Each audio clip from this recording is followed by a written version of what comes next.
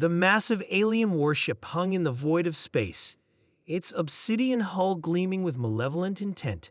Commander Marcus Reed stared at the holographic display, his weathered hands clenched behind his back.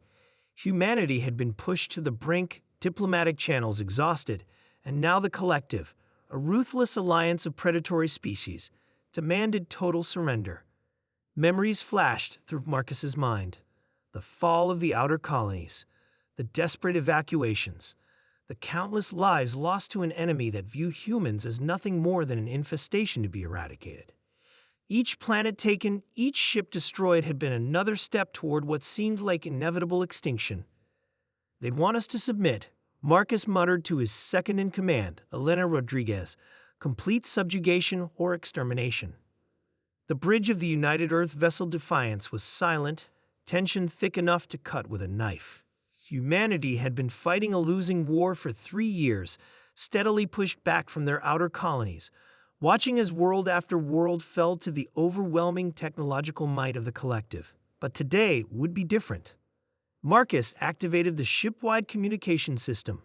His voice, calm and resolute, echoed through every corridor, every deck, every compartment of the massive carrier.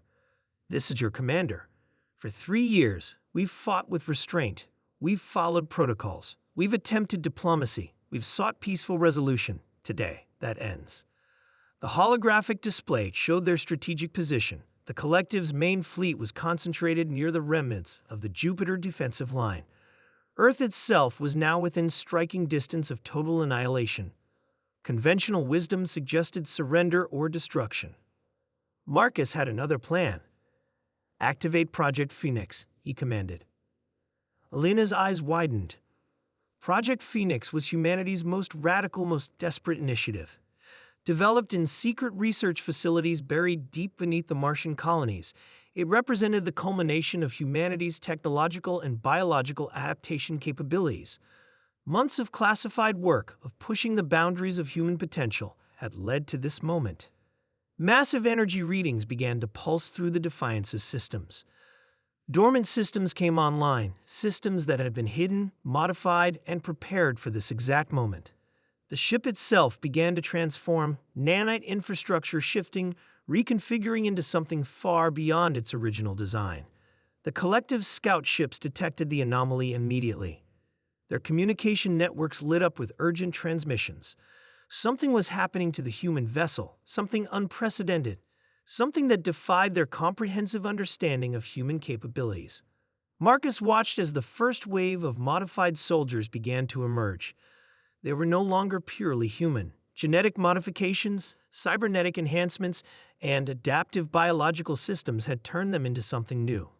Soldiers who could survive in vacuum, heal almost instantly, and interface directly with their technological systems. These were not just warriors.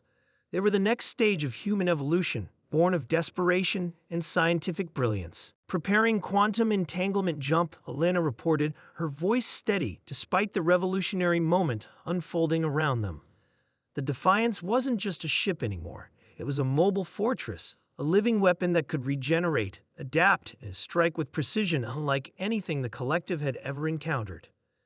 The modifications weren't just external. The entire ship's computational matrix had been redesigned, integrating human creativity and adaptability into its core systems.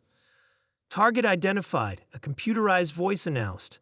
"Primary Collective command vessel within range." Marcus nodded. "Execute." The jump was instantaneous. One moment, the Defiance was at the defensive perimeter. The next, it was directly alongside the massive Collective flagship. Before the alien commanders could comprehend what was happening, specialized boarding mechanisms had already penetrated the enemy vessel's hull. The modified soldiers moved with inhuman precision. They weren't just fighting. They were systematically dismantling the Collective's command structure. Every wound healed almost instantly.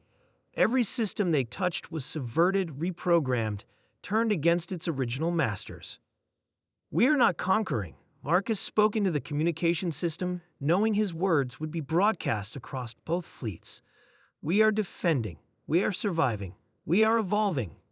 The battle, if it could be called that, lasted less than 17 minutes. the collective's most advanced warship, a vessel that had decimated entire planetary systems, was completely neutralized, not destroyed, taken, repurposed. As the last pockets of resistance were subdued, Marcus looked at Elena. Send the message. A transmission went out to every collective vessel, every planetary system under their control. It was simple, direct, and unequivocal. Humanity was no longer playing by the old rules. In the days that followed, the remaining collective forces would discover a terrifying new reality. Humans they had thought were primitive, limited, and easily conquered had transformed. They were no longer just defenders. They were architects of their own evolutionary leap. The era of diplomatic restraint was over.